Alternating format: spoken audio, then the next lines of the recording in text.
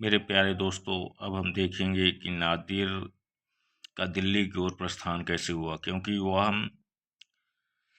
करनाल के युद्ध के बाद वापस लौटना चाह रहा था। बात भी हो गई थी कि 10-10 लाख रुपए की 3 किस्तें लौटते हुए मिलेगी, एक लाहौर में, एक अटक में और काबुल में।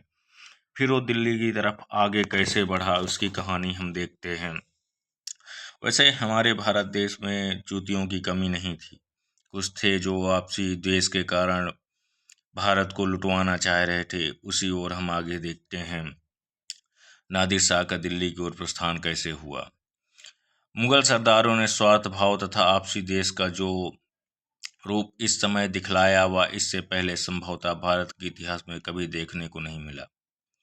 शहादत खान ने, जो स्वयं मीर बख्शी बनना चाहता था, जब यह देखा कि वह इस पद से वंचित रह गया तो उसने नादिर शाह से भेंट की और कहा कि यदि आप दिल्ली पर आक्रमण करें तो 20 लाख नहीं, 20 करोड़ रुपए आपको मिल सकता है।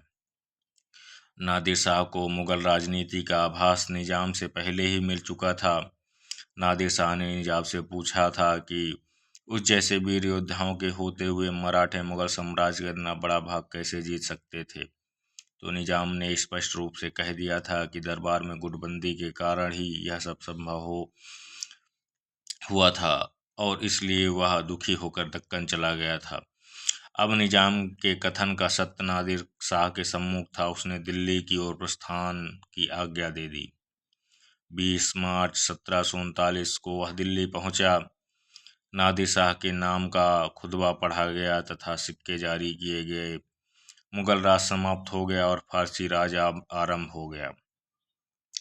22 मार्च को दिल्ली में यह अफवाह फैल गई कि नादिर शाह की मृत्यु हो गई। नगर में विद्रोह हो गया और नादिर के 700 सैनिक मार दिए गए। इस पर नादिर शाह ने आम नरसंहार की आज्ञा दे दी। शायद इससे बड़ा संहार पहले कभी नहीं हुआ था। लगभग 30,000 व्यक्ति हताहत हुए। मोहम्मद शाह की प्रार्थना पर ही आज्ञा वापस ली गई। ये सब करने के बाद नादिर शाह जब लौटने को हुआ, नादिर शाह दिल्ली में लगभग 2 मास ठहरा और अधिकाधिक लूटने का प्रयत्न किया। समस्त अमीरों और जनता को इसमें अपना योग देने को कहा गया। शहादत खां को स्पष्ट कहा गया कि यदि 20 करोड़ रुपए एकत्रित नहीं हुआ तो उसे शारीरिक यातना दी जाएगी।